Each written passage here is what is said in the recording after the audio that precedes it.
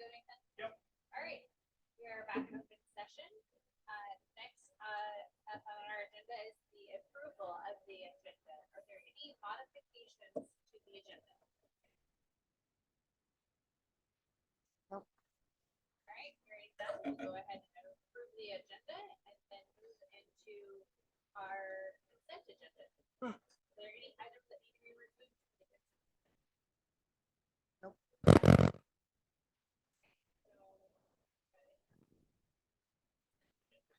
I'll make a motion to approve the consent agenda. Is there a second? Conversation? Nope. We do believe in that. Or I believe on the last one. We put Morimoto on last one. Okay, so we'll call for a vote. Jamie? Yes. Deb? Yes. Yes. Sorry. Can I stop that? We actually weren't on last month. I'm sorry. Thank you for bringing me out there. I want to check real quick. So we will put her. I thought we did too. Laura, can you put that down in the precinct?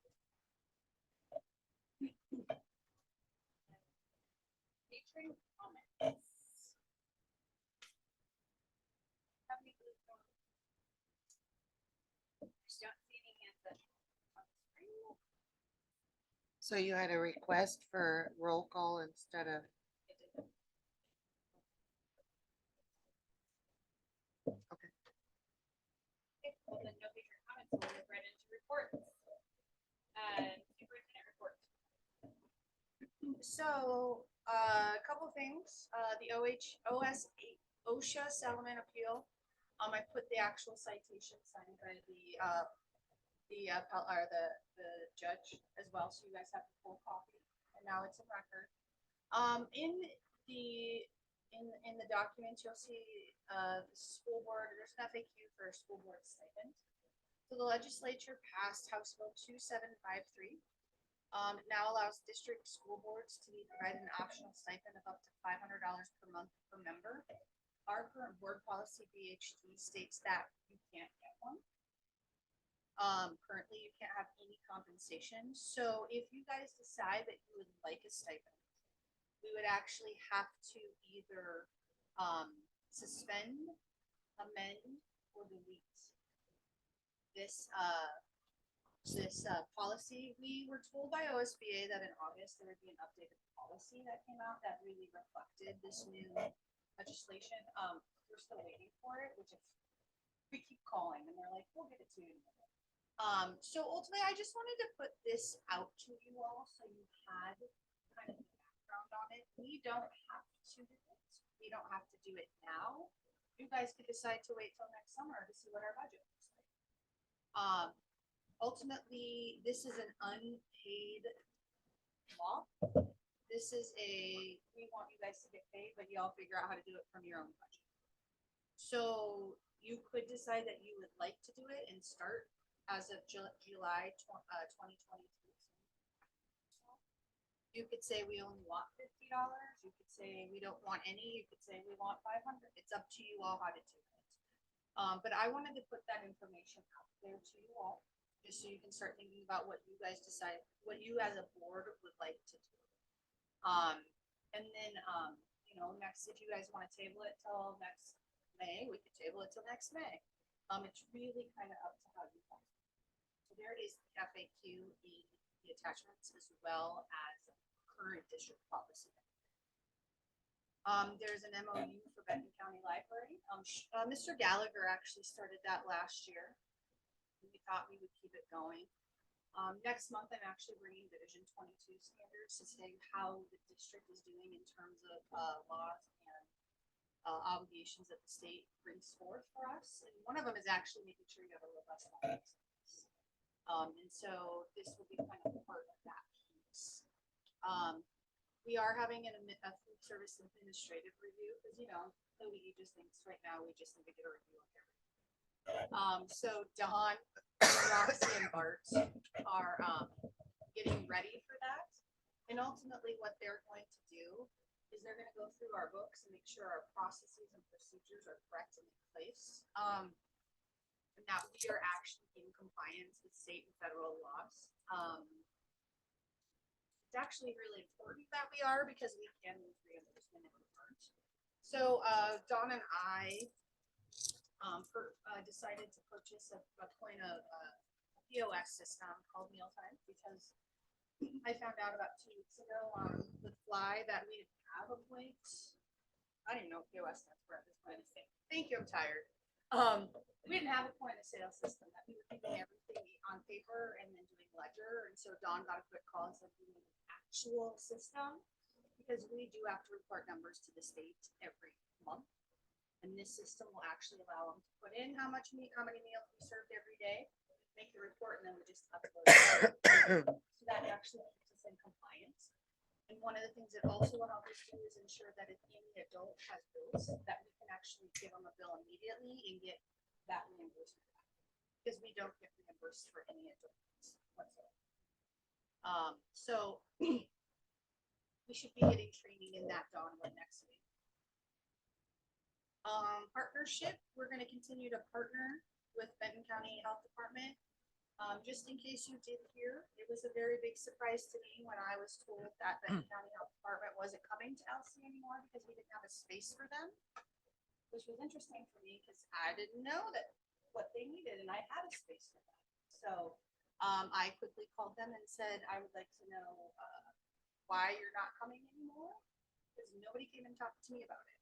And so we have a space for them. They will be continuing to come every Thursday. So just in case you heard that, really wasn't true. We are having a Title III desk audit because, like, again, ODE has just picked LC to audit everything this year. Title III is actually monies for our ESOL students. Heather Shunk is going to lead LC's audit, and we hired Sandra Pinion as the ESL teacher of record and coordinator. So she will be working with Ms. Shunk to ensure that we are in compliance. And one of the things that I do want everybody to know is when we do audits with ODE, it's not an I gotcha moment. ODE is really just making sure we have things in place, and if we don't, how can we get things in place to ensure that we are following state and federal law? So when people see, oh my God, you're having an audit, they automatically go, oh, and I'm like, no, we're just making sure we have the things that we need in place. So that's what this audit is about.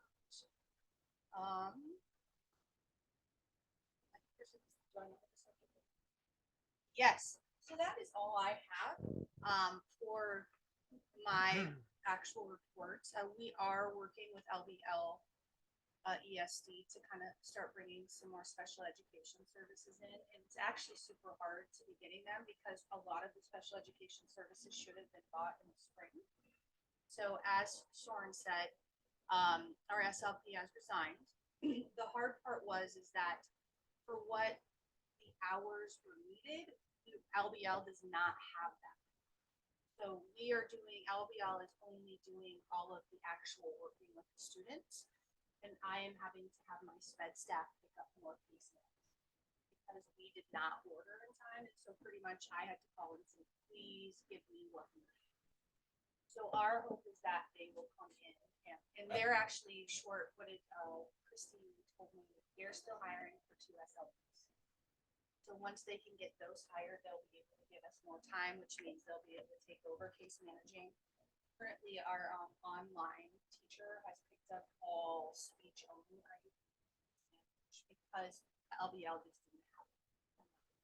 So my goal is by next spring is that we really have our services dialed in, so we're not trying to figure out how things go. That is my report for the superintendent. I'll just keep going. So mine is just quick and easy. Bart did much better than I did. I was very proud of him when I read his report. But first 2 weeks, we've just been one of learning. There's a lot of expectations, especially at the elementary, of what what we do, how you walk down the hallway, how you ask to, walk to the cafeteria, how you sit on the cafeteria. But the kids have been doing great and the staff's been doing great. Staff has been working super, super hard. We've been putting in a lot of procedures and it's new to them. And so they have been getting up and ready, putting in a new iReady system. My goal in December, and after December is I'm going to start inundating you with data about our attendance data of the kids, what it looks like, ninth grade on track data. I'm going to start inundating you with data so we can start making decisions and looking at stuff that based off the kids. We changed from the maths and NWA assessments to the iReady system. We're actually doing that assessment K through 12. This will be assess the kids in ELA or reading and in math. And so next board meeting, you will actually see our results from testing every single child. I think maybe there'll be a couple of kids who won't test, that will be seniors, but every single kid K through 12 minus 10 kids will have a diagnostic test in reading, and in math we will be able to see where our teachers are going to start focusing on teaching and where we should put on our financial, monetary, PPE, everything in that piece. They actually take this 3 times a year, so we should see some data. We'll see some more data in February and some more data in June. And then curriculum, the Savvis ELA, they're implementing it. Science, we're using mystery science. And then we're having an open house on Tuesday, October 3rd from 5 to 7. We want everybody to come see our teachers. We're going to do probably like a matcha bar before dinner for everybody and just come visit everybody. So that is all I have. Next is our learn K-5 principal report. Alicia. Hi, good evening, everyone. It's so nice to see everyone and welcome back for another great year. Can you hear me? I'm using a headset. Okay, perfect. I know there's new faces and I may be a new face to you. So I'm Heather Shunk, the principal for Learn at Home. And then as Krista mentioned, I'm working on district level pieces as well. So I'm wearing many hats just like Krista is doing and learning along the way. So our school is doing really well. The online program, let me just pull up our report. We are bringing in new curriculum that is research backed to supplement, a larger reading curriculum, but it's a phonics focused foundational skills and literacy program, one that is one that I'm familiar with for the last over 2 decades and trained in and have seen incredible success with. So I'm very excited to be implementing this program with our online students. And that's called Open Court and through McGraw-Hill. So it's a supplementary program to the reading piece. We're having a wonderful time building our classes, the classroom routines. We've looked at the schedule to see how we can make it more effective and maximize each minute that we're with the students. So we've made a lot of changes within the schedule. One big, huge change that I emphasized in that board report is our exploratory time. And that has just been an incredible hit and engagement piece for us. So all of our students who are, they're at home and they have limited interaction with different adults or students throughout the day or different people throughout the day. This gives them the opportunity to have more of a social piece and learning from all of the teachers. And they, through the years that they've been here, they've grown and developed really great rapport and connections with their teachers. And so up until this year, they were limited to seeing their past teachers. And we don't see that in brick and mortar. Students will see their teachers from years past, and it's still that village concept, and it feels really good. But for online students, they don't have that opportunity. But no more. In our school, they have the opportunity, and they're able to see all of their teachers now. And it's just been really wonderful. And for the teachers, it's been really wonderful to be able to share. They chose the activity or the focus that they were going to be teaching during that time period. So it's a high engagement piece for them as well. And as Krista mentioned, we're going through the beginning of the year assessments, and utilizing iReady has been a huge game changer for us. So I'm grateful that Krista has brought that in this year. We had a lot of struggle last year finishing the assessments just because of the technical pieces with maps, but this one has just been smooth, and we're able to gather a lot of information that is vital for our teachers to be able to understand where students are, gaps that need to be met and targeted, and then also be able to give accurate information when they speak with parents and guardians. They're going to be using that information that they gather from iReady plus their observations, and then also DIBELS testing to figure out what they're going to be doing in their what I need time during the in the second part of the day, and providing targeted support to all of their students. We have right now two of our teachers have a double load where we have a K1 teacher and we have a 4-5 teacher as we've expanded our program. And I want to highlight the work that goes into providing that differentiated instruction for those different levels of students. And it's from the heart, but it's also, great professionalism and time that goes into that. So I want to highlight those teachers that are doing that, but also our entire staff is working really hard to put on the best and create the best academic environment they possibly can. And let's see, we have a lot going on that's new, and I'm very proud of the work that we're doing in the online program. Do you have any questions? Thank you. Okay. Yeah, so Bart wanted to actually, he asked his staff to get him a positive. So he wanted to put that in there for you all. In science, it's been going well. If you walked up here, you saw the new mural that art class is painting. Strength and conditioning classes, talking about different units. English, Miss Ellis is doing really well with the curriculum. He wanted to highlight our volleyball and football teams. They're doing very well. And when you look at how many kids are on our rosters, when you go to other places and you look how many kids are on the rosters, we have a good turnout. This week's game is actually Saturday because of Cycle Oregon. If you saw the football field when you came in, you could see we're going to have tons of people here. And then transportation, we actually are transporting over 140 students a day, which is probably about 65% of the brick and mortar of the students. And so our buses are pretty full. We only have 3 bus drivers. We could use a 4, but it's hard to find them.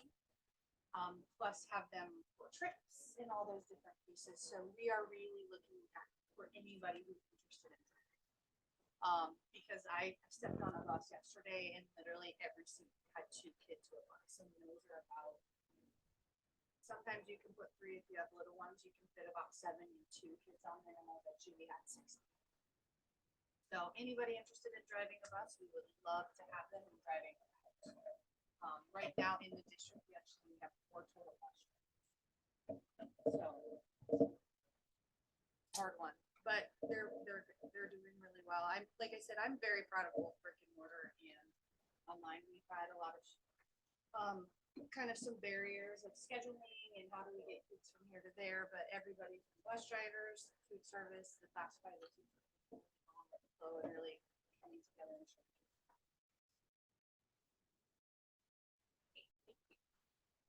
I think that requires us in context. Please don't If contact us. there is any interest in bus Yes. service. Yep, I think that's what they're please. supposed to- Is there a position posted? We have a position. Yep, we've had them. Okay, business manager report. Microphone's not on though. Can you get that? Can you get that? Yeah, it's right in the middle. Hold it down for just a sec. Okay, there you go. When you're done, start. very good. I gave you two financial statements. One as of June 30th, as Krista mentioned, we're in the audit world and we have our audit starting in October the 1st also. So getting that all prepared. And this will be the last statements you get on 22, 23 until we get the audit. I think it's fairly accurate right now, 99% accurate. So you'll see that our, as you noticed last month, the carryover of the cash in the general fund is plus 4 million, but you're going to need that because I want you to look at a comparison. If you look at the current projection that state school fund compared to what you got last year, last year you received $11 million, 11.5 million, and this upcoming year you're only going to be receiving 7. And I think you knew that through the budget process, and it's going to keep going down because of the population, because we're on the higher end as the higher of the 2 years. So we're going to plan that, do a 2-year budget, so you aren't blindsided, and then you can make decisions on where to go. Another thing that I will be proposing is moving dollars around in the budget, because when in the budget this current year you had moved athletics out into a special revenue. That should be part of the general fund. So as we're developing all the stipends, extra duty stipends and the salaries and everything, they're all going to be recorded in the general fund. Then I'll bring a resolution to the board to move dollars around.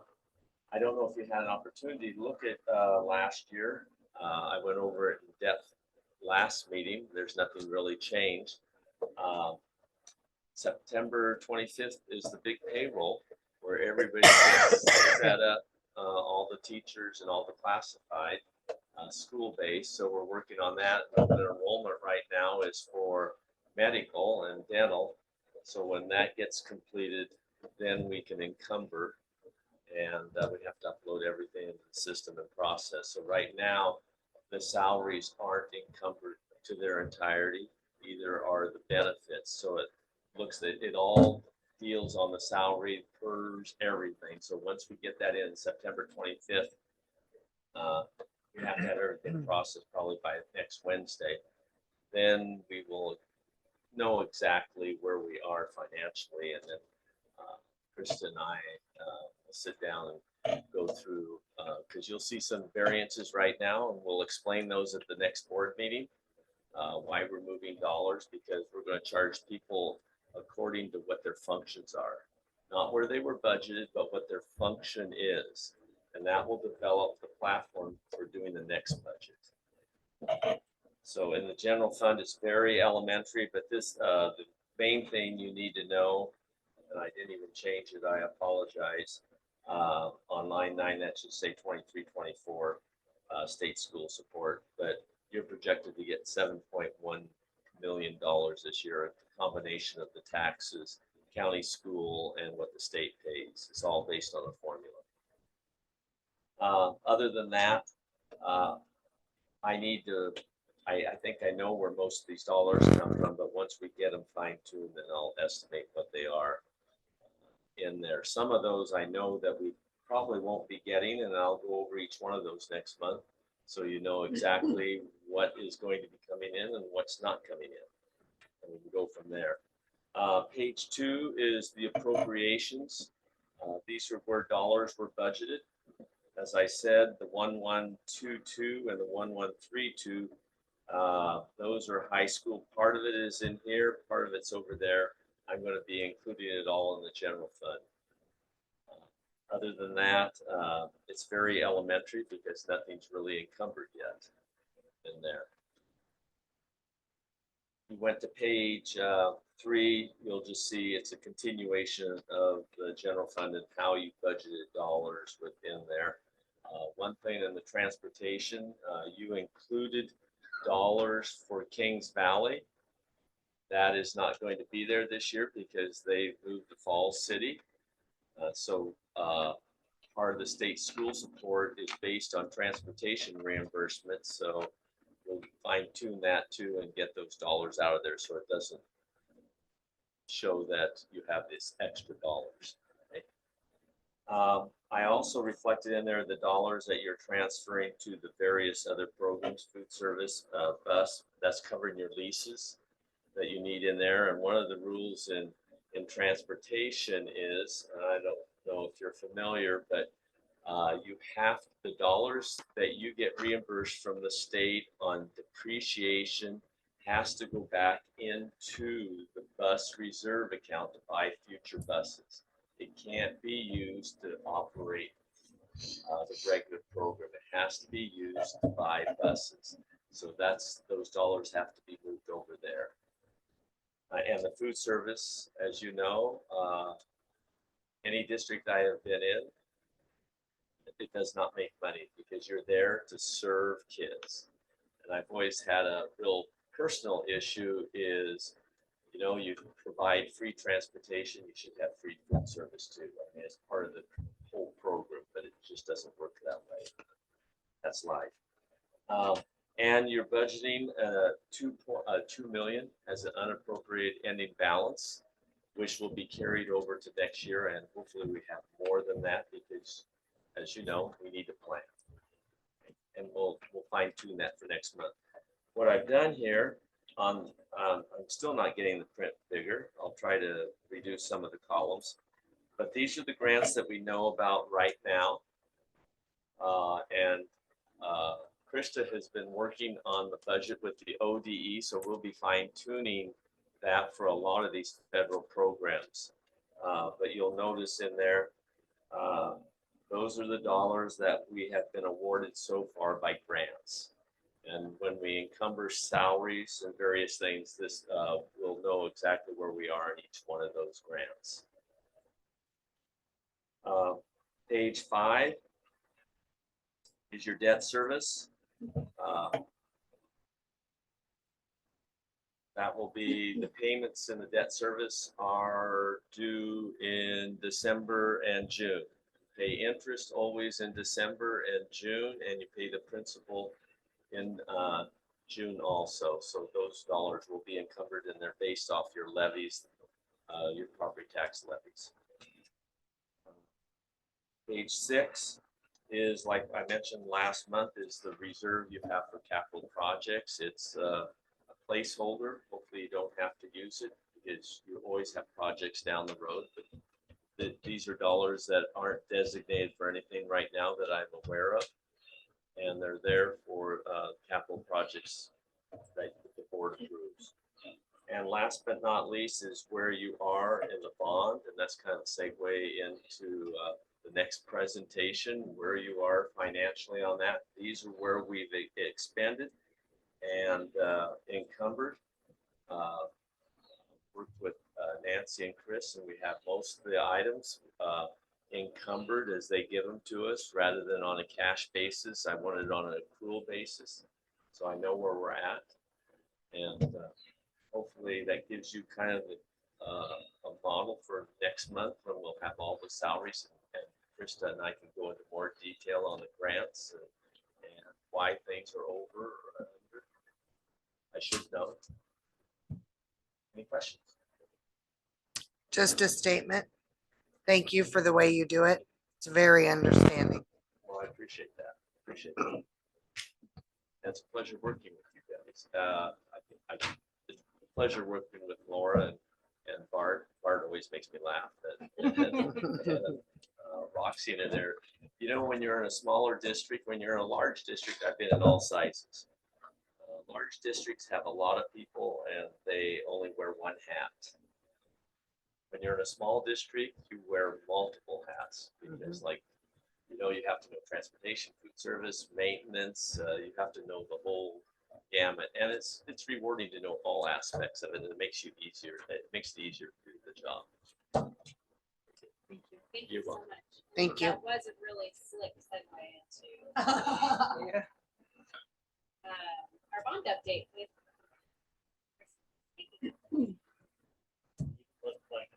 Wow. Good evening, everybody. You guys should all have a copy of our report. Yep. The elephant in the report, of course, is probably CV construction and the performance. I'm sure you all that caught your attention this month. Both their performance and their communication really spiraled down during the last month. But what really capped it was when our commissioning agent came in to looked at the submittals for the HVAC equipment, and it was not according to the documents. Some of it was inferior, some of it was just wrong. And so we had to go back and work with CB and with the architect and his mechanical engineer and get all of that straightened out. I won't bore you with the details, but it ended with, or culminated, we'll say, with Krista meeting with your legal counsel and sending them a letter of lack of performance. And they were given 1 week to rectify the situation. In the interim, they have rectified everything except the letter of commitment. And that is supposed to arrive tomorrow, a day late, 2 days late. But we are seeing better communication from the project manager than we have been seeing. And they did really get everything. The submittals are corrected now. The equipment's going in. CJ Hansen will be back to continue the HVAC work next week. And then hopefully the panel room subcontractor will be back and finish his work next week. They did give us a master schedule that we were going to use. Part of that letter, did that letter make it into your packet as well? Yes. Okay, so you saw the requirements that we put on them. We'll be able to hold them to that schedule to say it's not acceptable to say, well, the subcontractor just didn't show up today. If you missed a milestone, we want to know exactly what the problem is, what the schedule is to rectify it, and how you're moving to get it rectified. So the gist of the letter, yes, they needed to rectify here, but also they have to move forward on schedule, communicating and doing the job they were hired to do. So at this point, we're back on track, and we'll see how well we can keep them on track for the rest of this portion. Yes, absolutely. So in the event we don't stay on track, do we have to go through this process again? Or is this that final? This is that warning that if they are off track, then we can say we're moving to terminate your contract. Yeah. On the brighter side, CJ Hansen is coming back this week. The electrician is ahead of schedule, so he's moving along on his portion of it. And all of these 3 projects are scheduled to be done by the end of October. Done. And then the CB is done and they're off campus until April when that switchgear comes in, and then the electrician will come back on campus and finish all the connections so that all the upgrades, the energy to the CTE building, the HVAC units, all of it's up and running. Sorry, say that. Well, we expected once this is done, it will be off campus for April. So it will be a surprise to our community that nothing's happening. No, know we will, nothing- we know nothing. Doesn't appear, it appears nothing's happening. No, that's a great point, Christina, because I think we've been trying to say every month and important to put in our messages to the community. It looks like what's going on here, right? I mean, they really can't even see like these units, the electrical work that is going on. It's really vocational building that we can see. and that's funny you should segue into that, because that's the other part of the project right now is the CTE building, which is going great. The design team is working really well. We met with the design team and all of their consultants last Friday and did a page turn of all the things that we're putting into this building. And then we had follow-up meetings with Seth Stevens, the new CTE teacher, and where he wants to take the program is being incorporated into the design now. And so we'll continue meeting with them once a month. But the design team should have the documents ready to go out to bid in November. And so tonight is the end of the finding of fact period. Yay, I got no comments. So we will be moving to advertise the RFQ Monday. It's already written. And that will start Monday. And so what we would like to do with that portion of the project is we'd like to get a committee together of people who will work with us and review the qualifications when they come in and decide who is qualified, who's not, and who's going to be invited to come back and bid.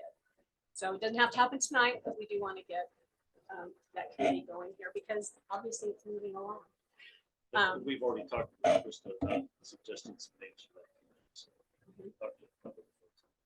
One thing to mention too regarding the RFQs, the qualifications, we've already been talking to some contractors who are the Valley good folks, and they're interested in this. So we already have two that we know are interested. We expect. So we're going to get a good round. It's not going to be folks around here. what we're hearing right now is that contractors are starting to get hungry again. So we hope to have a good turnout for this project. And hopefully that translates to good pricing. So, So when do you expect this project to get started? So we're going to, we have a pre-app meeting with the county next Monday, and we're gonna make sure everything's lined up with the county. Those qualifications will come in October 10th is the deadline. The final design is due by the end of November, so it'll go into permitting. And then we expect construction to start right after the new year. So that will be filling the gap, and nothing else is happening. They'll start to see movement. And I'm sorry, I'll let you ask your question first. There was a ray of hope that maybe some of that switchgear might hit around February. Is that There's- still a slight hope? It's a carrot that's out there, Okay. but they're checking. No new details on that? now, Okay. Right now, they're saying the latest, we're just from Monday, talking to the electrician and his supplier is April. April. Okay. If they can get it earlier, honestly, one of the challenges is it's a building-wide switchover of power systems. They have to pull panels out, replace them. So it would be really tight to do that over spring break. So even if the switchgear came in earlier, I don't know that we could do that switchover until after school's out. But what we're driving towards is get absolutely everything done. That's the latest schedule they've given us. So the switchgear comes in, a few days later, they install it, connect the wires, make the transition of power, everything goes live. And one of the other things that's happening in connection with the grants, the money that you have, is we're asking the design team to put together early bid packages for the underground utilities and the slab work so that we can meet that awesome deadline of March 30. We're going to try and get as much money spent. Hopefully even the red iron can start to be procured by then so that we can make sure we meet that March 30 deadline. And not to go backwards too much, but we're also working with CB on making sure that we get the HVAC invoiced in time so that we don't lose the ESSER program. They have been very clearly told what their deadlines are.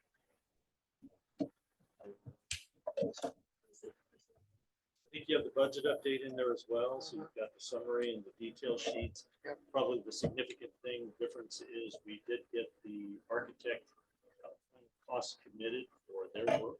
You saw that, I think, last month I shared with you. So all of that is committed in there now. You can see in the design fees, the committed matches the current budget. So at this point, we're really just driving forward towards what our the next really exciting thing is going to be, what does it look like in November? We won't have that for the November board meeting, but certainly for December. Perfect. Thank you guys so much for all your work. Really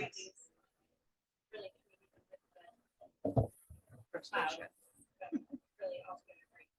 There's only one thing to mention in there real quickly is the seismic grants. So you'll see in your report, next to the last page, there's a summary, a little diagram, and a cost summary. So ZCS, the structural engineers moving forward, they're doing great. So hopefully we'll get good news on that next spring. Thanks. Next up is our enrollment report. So we are gonna put in to the board packet every month the enrollments as of the first of every month. What I will tell you is that enrollment for September is probably, I would say, about 15 kids higher. I know Learn at Home, I believe is in, or what is it, like 86, 87? And I think in building, we're probably sitting at about 212, 215. So we are getting some more, but you are going to see this every month, and we'll keep the monthlies up so you can see the changes, because I think that then becomes important to us to see trends.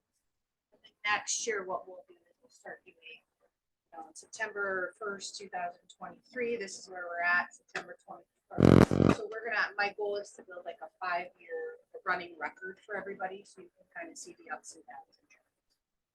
So I would say right now, we're probably close to between 293 and 297. You said that we're having a push for Learn at Home to get those numbers up because we had originally projected Yes. potentially higher. So one of the things, what I will tell you is at Learn at Home, actually first grade is at 28. And second grade is at 29. We are actually in the process of recalling a teacher back for Learn at Home because a class of 40 is quite big. So we have stopped grade 2 enrollment. We are really going to push for 4 and 5, and Laura said she's actually gotten a couple phone calls for grades 4 and 5. One of the big issues I think for the enrollment at Learn at Home is that we didn't start. Really, we should have opened in February, March of last year. We did not open until May. And so our goal would be continuing to recruit for that piece, as well as starting for the recruiting for the next year if the board decides to keep Learn at Home for next year, but that decision has to be made earlier.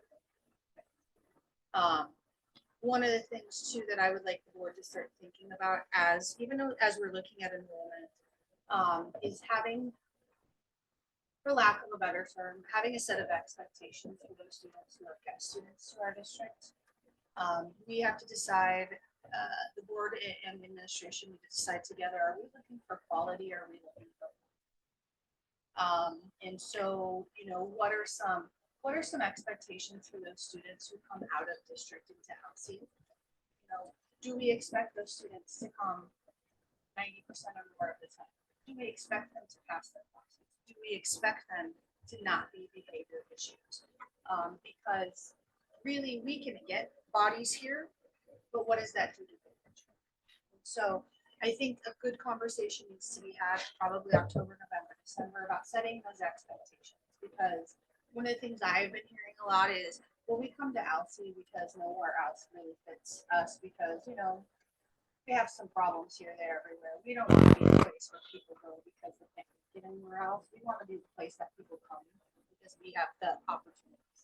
So I think, will that take a hit on our enrollment? Maybe, maybe not.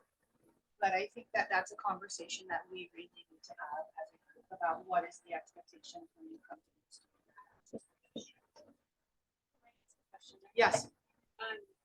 One of the things we've talked about in the past is the necessity to charter agreement.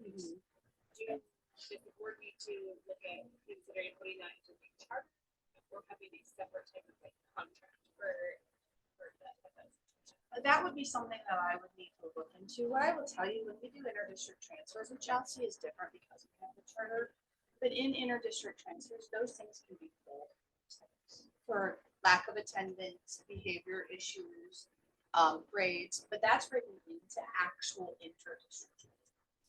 We don't ask for inter-district transfers because anybody can come in. Inter-district would be like if a kid from Columbia came in, we have to get Susan Halliday, the superintendent, to sign to release that. So that could be something that I don't believe it necessarily needs to be written into the charters, but you could write stuff like we believe in a respectful way, and then here we go. I think it's important that we're consistent in what we do, and what we do expect. Because again, I think we have to decide as a board and a community, do we want quality or do we want quantity? Because if we want 500 kids, we'll get 500 kids. But we're going to get 500 kids and what comes with that. So just a thought as we move forward, I wanted to put that out there about, what we could talk with Bart and Heather and myself, we can have a good conversation. What are those expectations? Because what I will tell you, when we do our integrated guidance meeting, some of the data I'm going to show you will probably take your breath away, especially around the time.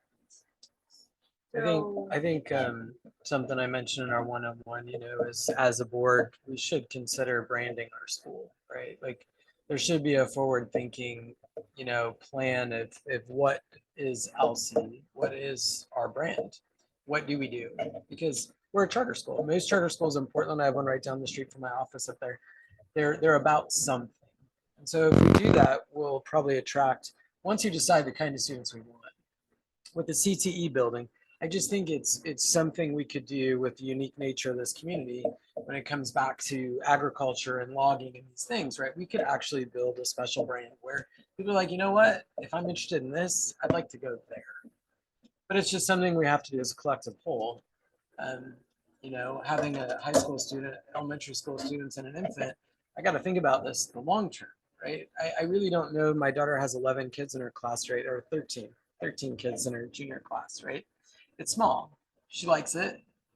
Maybe she wishes there was a few more kids, but maybe not, right? It's not like you said, it's not always about the numbers, but it is about being proud at where you go to school. And the school being proud of what students were putting out into the world, right? So that would be something that I think we should be all about, is figure out that brand and how you believe, right? Because you're going to instrument it or implement it. Well, and I think this brings up a conversation. I know that there are some schools in our region that go through and they talk about what is the community goals, what is the school goals, what are the student goals, what are the board goals, and then they come up with a mantra about who they are. I know Eddyville has done it, Canyon has done it, Mohawk has done it, and if we're interested in looking at something like that, I could bring in somebody who will actually facilitate that conversation, and we can really then have a focus. And so, I think we are right there on the cusp of doing it. I just don't want to be like, hey, guess what we're doing? But I don't disagree with you. I think having an identity where everybody in our community, including students, can actually say this is what we're about, and this is who we want to graduate. I think that will really bring us together as a group. So if you guys want me to start looking into it, I'd be more than happy to. My question is on those expectations. So we would then have appropriate legal grounds to state they're not meeting their expectations of their contract, and we can then terminate. I do believe so. I will check for sure with our legal counsel, but Bart and I have been talking about it. It might even be something that we have to sign. If you are a guest student at Alston, here are the things you expect, so we expect you to. If you do not, if you are not a 90% or higher attendance within this 4 weeks, the district reserves the right to remove you from the district. So that could be something that Bart and I can look into, but it wouldn't necessarily be expulsion, because expulsion is very much a disciplinary measure. But it would be like we have an inter-district transfer that we just pulled because you're not coming to school. I mean, there's this thought process that, and I've heard it numerous times this year. Well, I can't make it every day, so can I just be a part-time student? And just things like that. So that could be something that I wanted to put on your guys' kind of forefront of what do we expect when you come to us? What are those expectations? Yes. Sorry, is this the first question I actually have to the board members, if they're interested in finding somebody to come in and start leading that conversation with the community board and the admin to kind of build that brand. I'm As a interested. facilitator. However, she's just dabbling, getting her feet wet. I don't want to overwhelm. We could look at it in the spring.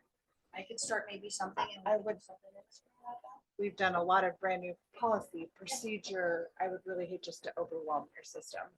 I mean, we could do it in the spring. I have, like I said, Eddyville's done it. I know Sandy and Canyon. Mia told me tonight that a couple of the seniors want a leadership student government program back. And I know Jamie and I had talked to the school board association's thing about how these kids can interact with the school board. I think something like this would be good to put out to a student body group to brainstorm, as well as the board and you, about that identity, because these kids live here, a lot of them, some of them don't. They know why they want to come to school here, or they know why they don't. So I think it would be a really important measure to have a part of the student, not all the student body, but just like part of the community, part of the student body and the board and the administrators and teachers to be part of that group. Because I think a lot of these kids have some great ideas and they're also living day to day in this world. And if they had to make a choice on where they want to go to school, they know why they would gravitate to one place or another. But that's just an idea. Right.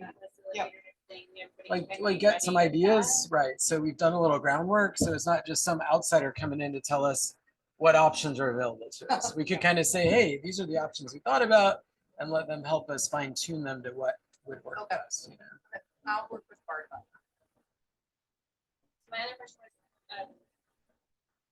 like that building, the brand is different than building that kind of that like district transfer agreement. Is that like a work session? I would say it would be a work session. And ultimately what I could do is bring some interdistrict transfers. You guys could look at it. I mean, we wouldn't necessarily have to call an interdistrict transfer. That applies and the other superintendent would have to release them. But we could call it a agreement. I'll do some research. I mean, where's our enrollment versus last year?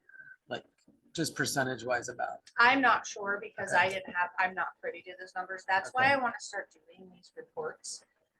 Because ultimately, when I looked at last year's, it was coming from the finance person. So really, it should not have been coming from the finance person. It should have been coming from the superintendent.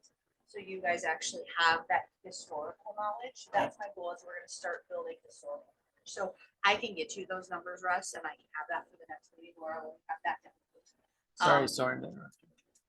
Sorry. Before we jump into actually working on agreement, I think we need to know how much we're relying on students from outside for a number. Now, Yeah, if Yeah. we were to just jump into this and find out that, oh, more than half our students are gonna be able to have a class then. Well, and I don't necessarily say we kick them out. We would just say, here's some expectations we have. But I think along with that, we do need to know I do. how much we're relying on those students. Laura, will you add that down to me? We'll work on that. We want to know how many students are not in our district who are coming.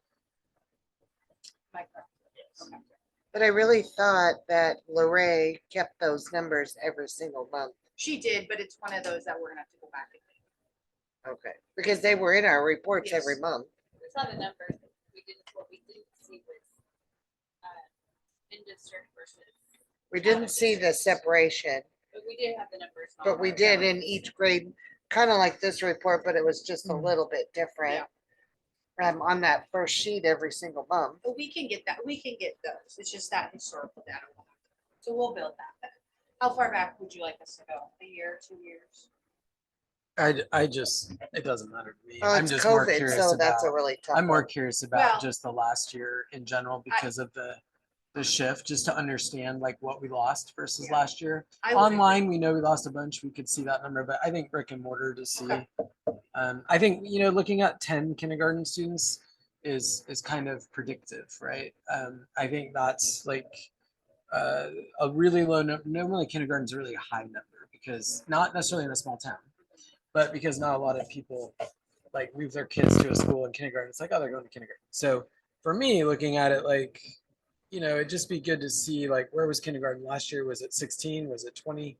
And what can we do to improve? I mean, I'd love to know how many kids in district go out of district to school. That'd be a great number to know too, because I know we're losing half the kids at Mhm. least, right? Mhm. That's why the branding, the exciting part about building a new school is to hopefully keep those district kids in. And then you can tell the districts, out of districts, hey, we have too many students. We can't let you in. That'd be a great problem to have. Well, and that's the one piece I will tell you is that really our students should be signing in our district transfers because other schools are not charter. One of the issues I've ran into in the state of Oregon is that not all districts implement the inter-district transfer as some other districts. So they'll do the best they can. But I know of some people who are going elsewhere, who I know live in our district, who have not turned in an inter-district transfer, and those other districts should not be accepting them unless they have the paperwork signed with my name on it, and that doesn't happen. Don't you have to send their record Remind me over and to talk to everything, you like about their that. grades or? We do, Academics. but you know, Okay. like we could call, but sometimes people Yeah. just don't catch it. So, I mean, that ultimately is kind of that, and that's not unique in this situation. No. We've, Okay. I've had And people get creative, yes, like using family members' addresses and such to avoid. that, yeah. I think this year I have maybe only signed 4 or 5 interdistrict transfers. Remind me to catch up with you on that. Other questions or good conversation? Thank you. Okay, let's move into our new business. First up is the integrated guidance application and budget update. Do you need to set a special meeting next week? Yes. Is that right? I would like to set one. So what happened was, is like I said in my email, the integrated guidance was put in the fall, I mean, the spring.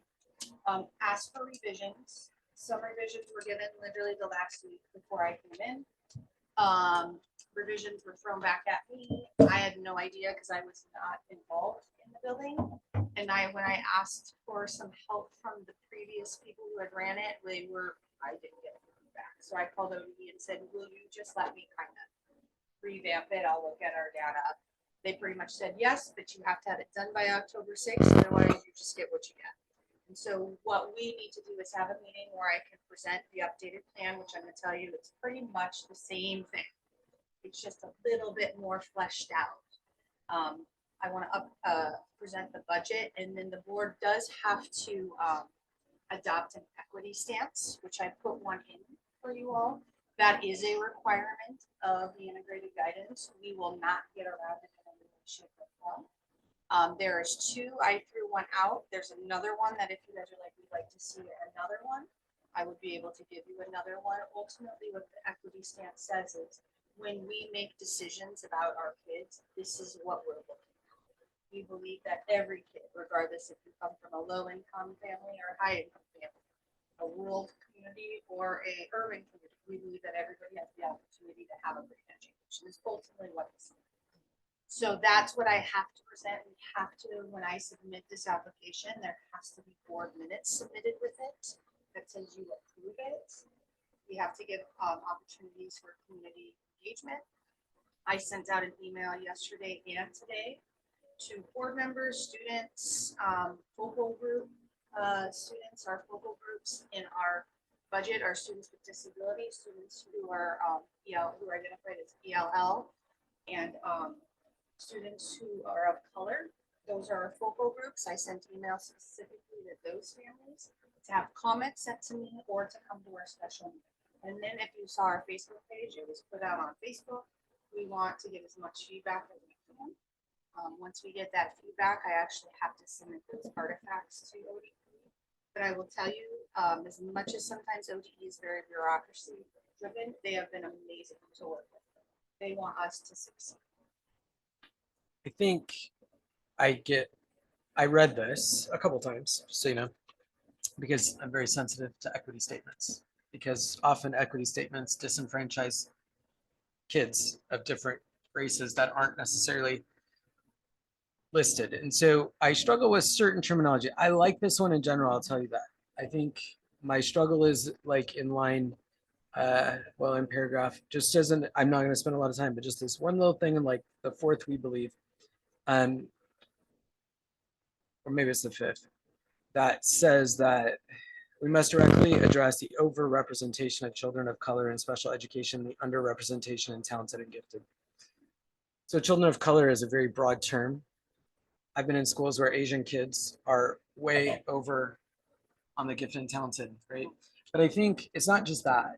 To me, when we make a statement like that, we're saying children of color are lower on the education pool than other children. And I think there's a better way to phrase that without using children of color.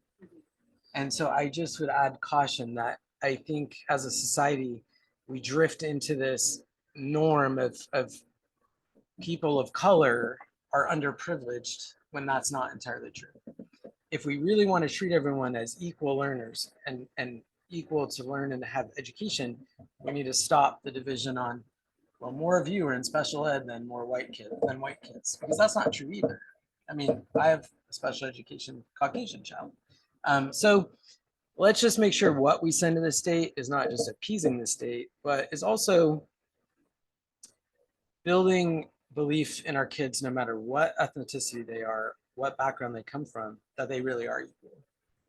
And not putting this mantra into their mind that, well, because I'm, as this says, you know, a children of color, I'm expected to be underperforming, or more of us are underperforming. It's just like that negative statement. Instead of that, we want all races, creeds, and colors to succeed and have the educational opportunities that they should have, right?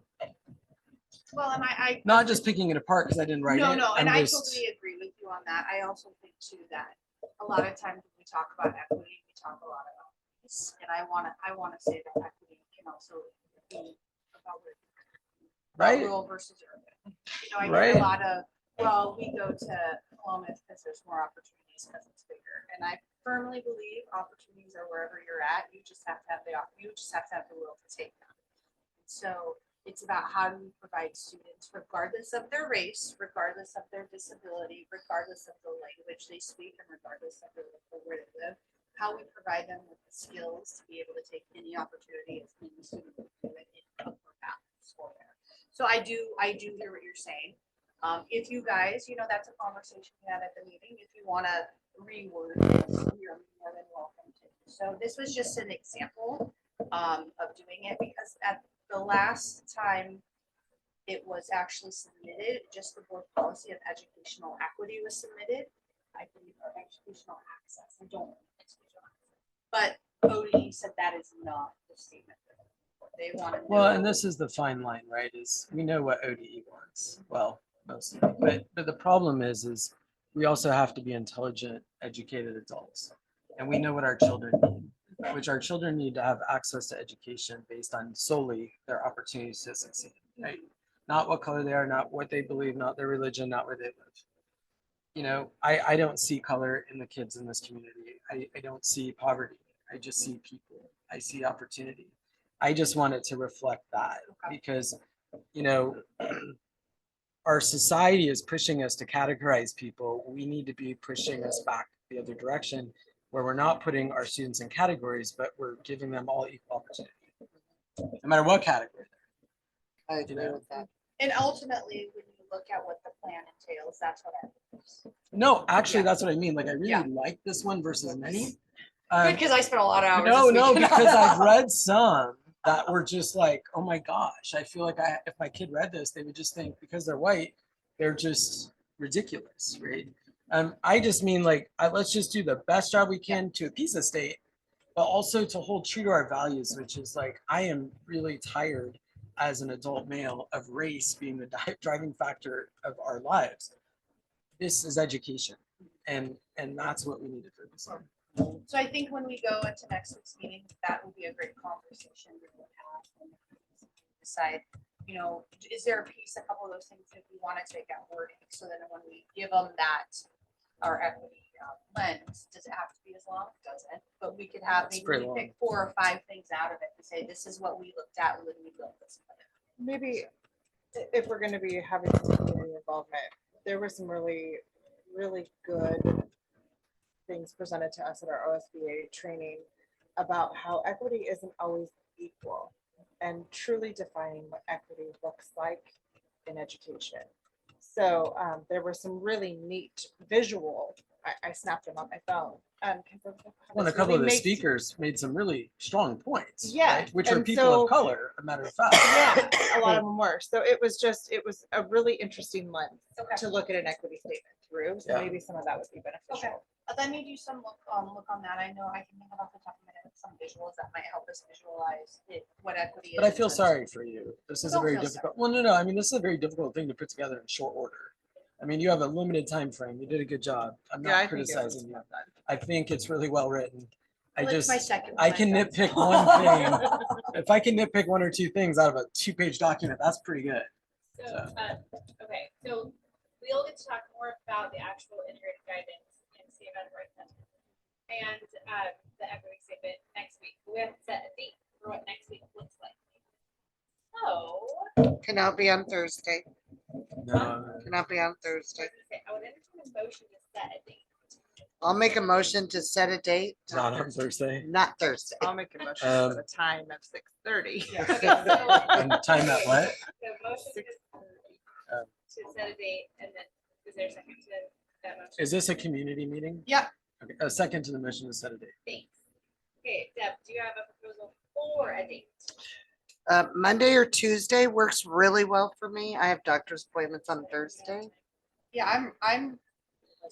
I got- Wednesday's even good. I will do whatever day, but not Thursday. My wife has a doctor's appointment on Monday evening. So let's and shoot Wednesday. Tuesday works for me, or I also don't mind if we do it, if some of you can't make it like in person, but you're like, I can do it via Zoom, I don't. mind that. we I can do just- Tuesday or Wednesday.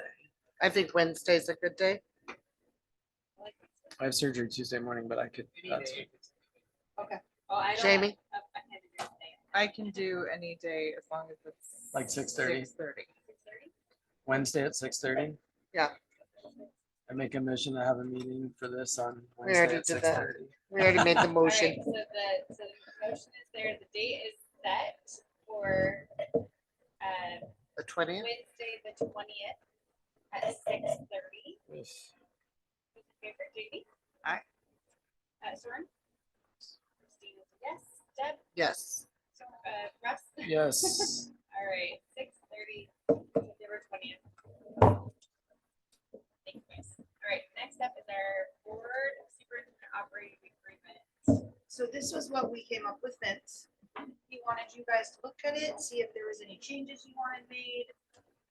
If you wanted Laura and I to go back and do some rewording of things, or if you are happy with it, and we could vote on accepting it tonight. It was kind of up to you at this point.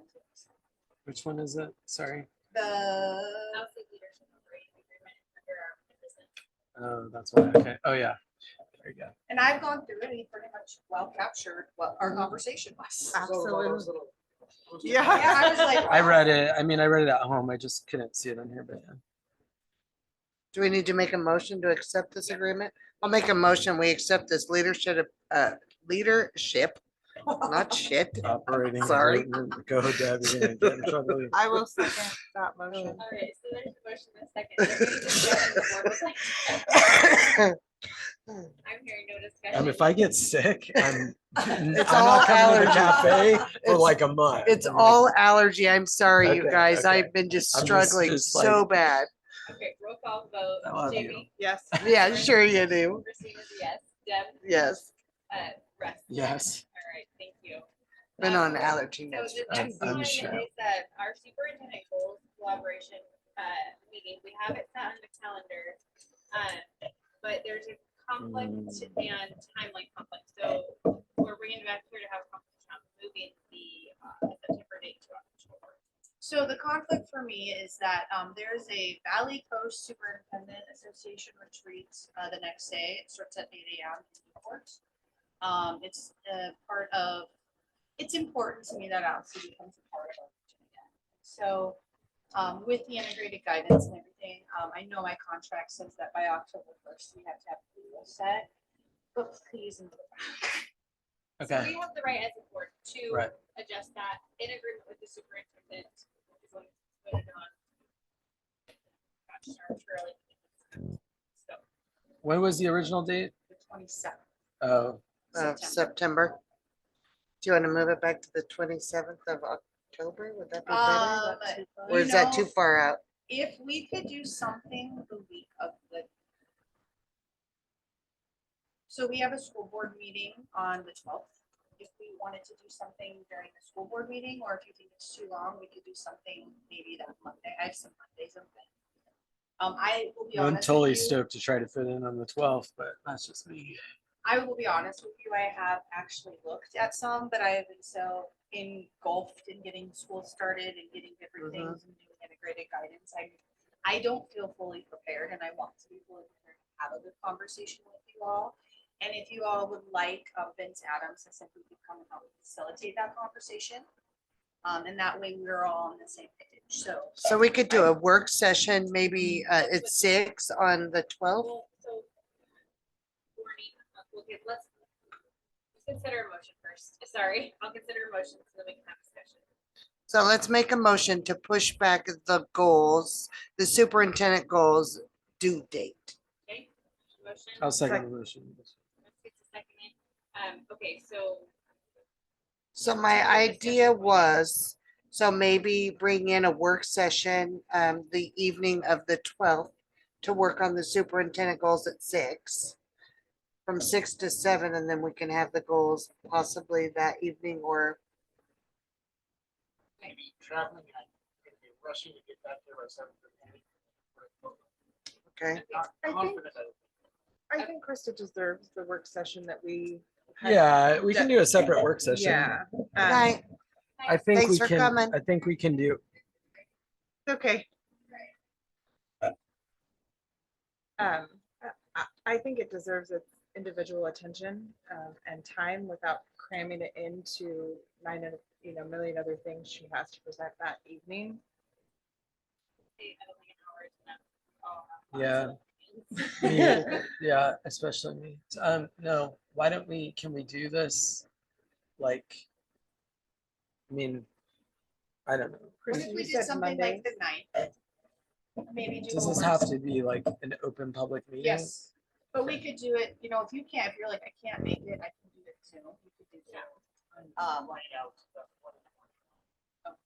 Can we do the 16th? So maybe, can we push it out to We a could week push it out. later and, Monday the 16th? and then just have it for the board meeting in November? Well, yeah, so we could absolutely. have Please our not board October meeting- 27th. That's my anniversary. So we could have our board meeting on October 12th as planned. And we could have our goal session on the 16th. You don't Which- have to take those to a board meeting. We can have them in a goal session where they're not an approved item. It's just how we can. Yeah. Right. Part of her evaluation. So you want to do it on a Monday, the 16th? That works well for me personally. I don't know about the rest of the group. I'm fine with that. I have so what time would it be on the 16th? They're staying in. I can't read. 'Cause I don't have my glasses on. I took my glasses off. I can't read. What time on the 16th? Well, we're talking maybe the 17th? Would that be That's okay, better? I hate to be there. There's a, Well, we're a team though, so we all have to fit. what about Wednesday the 18th? So what, yeah, what about the 18th? Okay, that would work with me. 18th How about, do we want, do you need it? October, I mean, Maybe I can only slide tell it in at you, 6, like, depending on traffic. 6:30? Get off work at 5. 6:30. 6:30. I mean, I'll just be honest, like, that sounds fine for me. I just don't always know my schedule that far out. So, like, if there were any conflict, it would only be kind of a, but I should be fine. I think Wednesday. So we're talking Wednesday, the 18th, right?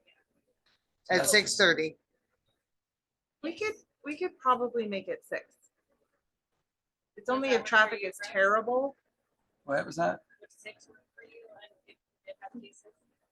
I mean, yeah, normally I just happened to like pick up a new line yesterday and I'm not sure what days those doctors operate yet. They're really complex cases, like the most complex cases that are done. So they can be long, but I believe pretty much any night by 6:30, I'm good normally. It's that rare occasion. So I think it's fine. 6 or 6:30 doesn't really matter to me. We'll do 6. Okay, so here's what I'm hearing. I'm gonna summarize it. I hear October 18th at 6 PM for our superintendent goals collaboration meeting. Yeah. Yes. All right. So I made the motion. I It's would- been seconded. And the date is set and time. Okay. So, roll call vote. Jean. Yes. Lauren. Deb. Yes. Yes. Right. I was only alluding to maybe we could have some food at that work session or I coffee. will, how about this? I will be Laura, we will order food. What would you all like? Oh, it don't matter. Whatever. I can pick it up. Oh, and I will email Vince to see if I can with that. Okay, perfect. Okay. Yeah, we'll get dinner here. How about that? And we'll make sure we pictures. Or casual work session. Okay, on to our, the final new business item is the OSBA statewide conference, November 9th through 11th. We just need to know who wants to go. The registration opened yesterday. 9th through the We need to 11th. know by Monday. If you know you want to go now, let Laura know, because we want to get good hotels. Did we Remember discuss the the 9th fact is the school board. the school? Yeah, board- I was gonna say that. So I thought we were Yeah. going the Yeah. 10th and the 11th. Yeah, it is our school board meeting on the 9th, but It is, so there's a pre-conference on the 9th. We would have to have probably people go up that night unless you want. I would make a motion to move the school board meeting on the 9th. The pre-session was very valuable. Yeah, for me too. That's the only one I went to, but it was really valuable. So I want to go. Just gonna say it. Let's entertain a motion really quick. I'll make a motion to reschedule the November 9th school board meeting to the following week. For the OSBA. Yes. Yeah, the for 16th. Okay. So there's a I'll motion. second. Second. Okay, so the conversation at hand is moving the date change is moving the November 9th meeting.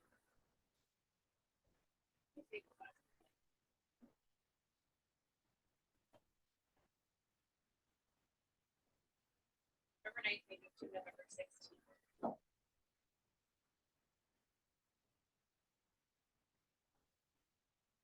Oh, That's been a good sound. oh, it probably won't happen. I was gonna try to take a vacation that week because school gets out, but for Thanksgiving, that's like the last week, but it's okay. I don't think we're gonna make it out. And what time does the pre start on the 9th? All day, isn't it? I don't think they've released the time schedule yet. So the pre-conference is the 9th.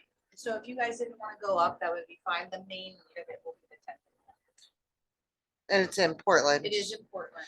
And it's, We okay. just want to get everybody registered because we know there is a, like, they don't have like a fight, an infinite amount of. Yeah, I'll registration. attend. I just, yeah, it'll be fine. And then hotel rooms, you guys want to do, I You just know- have I just know already like that night I'll have 3 surgeries in Salem, but I'll be done by like 2:30, so I'll head up after that. so then we would need to know who wants to stay like Wednesday night, Thursday night, Friday night. So you could go up for the pre-conference. Yeah, I'll go up. And I'll go then, or if you just want to go up, Thursday and stay Thursday and Friday. So just if you would email Laura so you have it.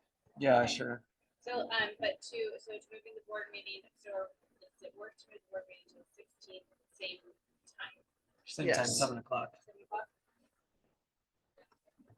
Motion to move the board meeting will be moved on vote, from November 9th. So roll call vote, Katie? Yes. Yes, Yes. Wes? Yes. Alright. Next is our second reading for the GJEPA, our early entrance.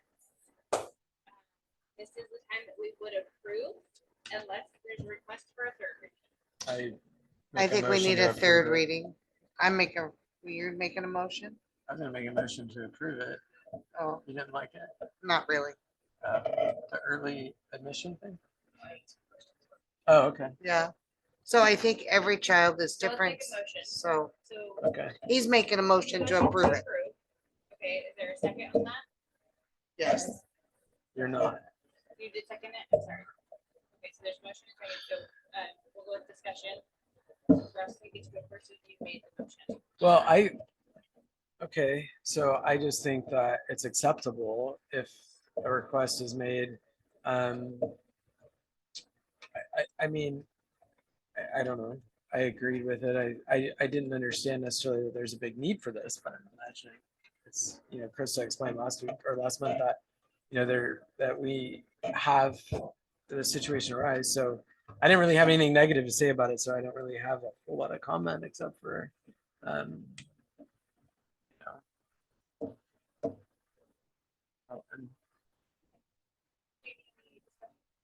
I agreed with how it was presented and how we worded it to accept those evaluations and who we have responsible for reviewing said evaluations.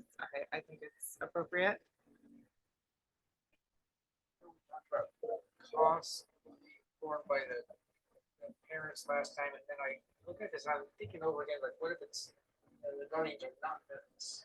It's just a technical thing, but I love it. Do you want me to put parents slash guardians. It's pretty minor, but I think. Laura, will you put that down, please? And the other issue with that is let's say a foster child or, you know, something along those lines. I think it's a little more. So my issue with this is when you get into the younger years of children, there becomes quite a difference in a 5-year-old versus a 7-year-old. Even though the 5-year-old can do what the 7-year-old does, there is a big age gap there, even if it's 2 years. So maturely, how they grow, Are you talking about like, would they be ready for social emotional? both. Well, But that's so part if you of look- the- Well, and I see that, but today that 5-year-old appears to be socially and emotionally ready. But then in 6 months, kids take steps backwards when they're pushed too far too fast. I don't necessarily disagree. However, I think it's easy to we need to remember this is done by the parent. The district doesn't go seek them. Right. It would be a parent piece. And I will tell you, in the 10 years I've done administration, I've had one kid test. And that one kid, I don't disagree with you, but when we looked at the entire testing, it was the recommendation of the school psychologist who does all those tests. Even though that child came in at 4.5, because of how high he came in on the social emotional thing, it was the recommendation of the school psychologist to put him. So it wouldn't be just me going or the building administrator going, well, maybe not. And when you look, it also says they have to be at the 95th percentile. So it's not just anybody, like you have to have 95% or better to even be considered Yeah. for that piece. I just think if you're pushing a kid too far, too fast at such a young age, it can send them backwards. So we I don't agree with have, that, But as a board member, I don't think that it's our call to tell parents what they can and cannot do. I think we have to. Well, And I I- agree with that. I think we have to offer it in. We have a kid that has an August 31st birthday, you know, Clove, and my wife didn't put him in school early. You're not supposed to put a name with it. Well, it doesn't matter. It's my kid. But anyway, he's 12. He's probably one of the oldest in his class. But truly, I'm glad she waited, right? But it was her decision. When you're on that cusp, I think it should be the parent's decision because they may have other factors, like another child that's in the year behind him, and they don't want to be in the same grade year necessarily. So I think if the testing is in place and you're going to look at all the aspects, it's a good thing. But ultimately, I don't think it's going to be that. Well, It's and not going to be that pertinent. And I think that this gives us a procedure. Mhm. This is not whether or not we agree or disagree. This is the procedure Right. you have to go Right. through to be considered. And Yeah. I think if we don't have a procedure, then we're gonna start getting this back. absolutely, and I think as a parent who's put my kid through some testing, I think the level of testing that it's I'm fine with requiring that. and the percentage of Ah, which Just we're gonna go home requiring and not. is definitely acceptable to feel okay about the decision of the parent and support our families. I will say, I think that this definitely brings parent choice to the table. I think Right. in the world we're in today, I want to empower our parents to make the choices. What's good for their family. Again, also recognizing that the district and the testing specifies certain Right. areas that make it beneficial for the child and the class and the teacher and everybody, you know. The only question is the dissatisfied with the decision, a written appeal can be made to the superintendent. That's good. You're good with that? Like That's making how, that's actually how most policies Okay. are written. So I mean, because that's I mean, remember the thing I changed in here really also was the date, because it said August 1st. We wanted to Right. get. right. But no, that's, when you look at all policies in the end, any appeals, like if we talked about an expulsion appeal, it would go to you all past me. This would stop that. because Okay. of- Oh, okay. Okay. Okay.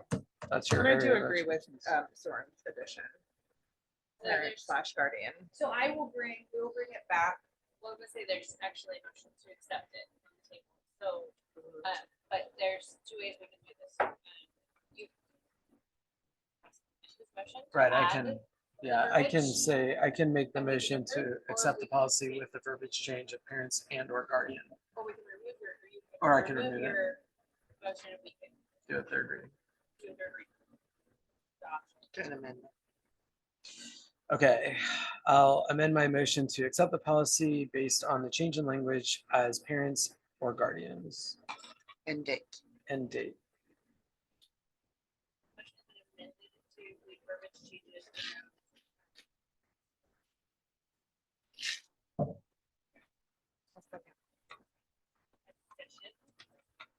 Roll call vote. Katie? Yes. Soren? Yes. Yes. Deb? Yes. Rex? Yes. Right. I think that's the board comments. Any board comments this week? I have one. Just going back to my mention of the leadership class or government class for the kids. So I won't bring up the names, but I will talk to you, Krista, independently. There's just a few kids that are seniors right now that really want to get that off the ground soon because they're seniors. And I think it looks good for them to be part of student government. So I can either contact you or I can have them direct. What I told I my would have daughter them was contact have Mr. them Roth. Yep. contact you. Well, because have you're them the- contact Mr. Rothenberger as the Okay. principal. I Yep. just said because the teacher resigned that was doing it, they weren't really sure, but they really wanted that program Yeah. back. in. So have them contact Mr. Rothenberger Okay. and I will let him know. I Okay. didn't know. Have you heard back from them? The leadership component of your bringing them into the board, I email this. Oh, sure. So that we can start maybe building a strategy plan Sure. on that. And that kind of ties right into Yep. that. So Yeah. he was on vacation when I emailed, I'm emailing him tonight. So I'll- And then that's all I had. Nope. I will just make this statement. I would like to thank you, Ms. Neerot, because this year, the start of this year has been the smoothest start I have seen as a parent in this system and as a member of the board. This has been the most positive experience to date, and I just appreciate the work with your leadership, but secondarily to all of the staff that have made that possible, because it really does take a village. So thank you. All right, we do have some key dates. None of these are probably right anymore because we changed so many. dates. But here are some exciting things. We have Cycle Oregon coming the 15th and 16th, so that is tomorrow and Saturday. Please come down. Please enjoy. If you like volunteering at the last minute. Nobody's gonna turn away any extra help. Looks like there's some vision screenings for students on the 10th. We do have a special board meeting on October 18th. September. September. 18th. What's this one? Oh, I jumped. Sorry, I just decided to jump through everything. So October 12th is our next board meeting. No, remember we have the special meeting. Yeah. Oh. Next week. Next week, Perfect. September 18th. September. Cycle September. Oregon. Yep. We have football game this Saturday that got moved. Then we'll have our special board meeting on the 20th. We'll have vision screenings on the 10th. Here again. We still have a board meeting on the 12th. We'll have a work session on the 16th. 18th. And if there are any questions, Laura will update everybody and we will do our best to keep ourselves straight, but thank you. We'll send out that Thank you email. in advance. Don't forget to keep us in contact there, Laura. Thank We're you in all gonna advance be. while we move things around. So everybody, that is our meeting this evening. We will adjourn at 20:52. Well done. Thank you, Miss- Laura, for keeping us in line. Oh my There were a lot gosh, of somebody's got changes. it.